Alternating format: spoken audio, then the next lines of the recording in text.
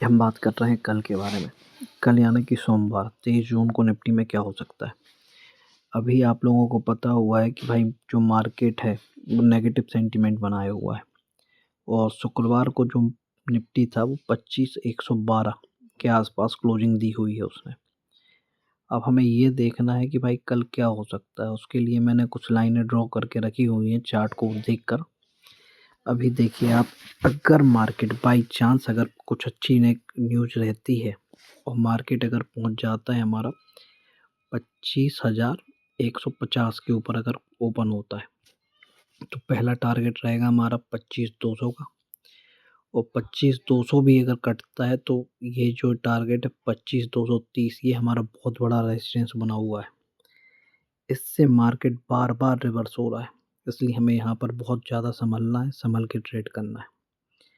और अगर market by chance अगर नेगेटिव में आता है 25,030 के नीचे अगर ओपन होता है या 25,030 काटता है तो पहला टारगेट हमारा रहेगा 24,980 और 24,980 के बाद में हमारा रहेगा 24,850 और 24,850 के बाद में रहेगा 24,730।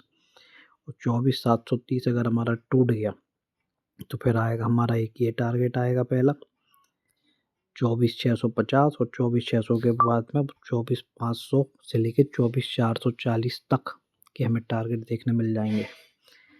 अब हमें ये देखना है कि भाई कल के क्या है, कल हमें कैसा करना चाहिए, क्या करना चाहिए, ये चीज़ों के बारे में बात करते हैं। देखिए अभी जो मार्केट था, अमेरिका ने स्ट्राइक की थी ईरान के ऊपर, उसके कारण मार्केट एकदम से नेगेटिव हुआ। लेकिन ट्रंप ने फिर बोला हुआ है कि भाई अभी हम कुछ नहीं कर रहे हैं, हम एक बार कर चुके, अब हम शांत बैठे हैं, अब हमें देखना है कि ईरान हमारे ऊपर क्या करता है। अगर ईरान कोई कदम नहीं उठाता है तो आप समझिए कि मार्केट पॉजिटिव हो जाएगा। अगर ईरान अगर आज रात में कुछ कदम उठाता है और फिर अगर अमेरिका बार छेड़ेगा तो बात आगे बढ़ेगी, फिर नेगेटिव के साइड में जाएंगे। वैसे अभी तो बात ये चल रही है कि भाई कुछ नहीं है, तो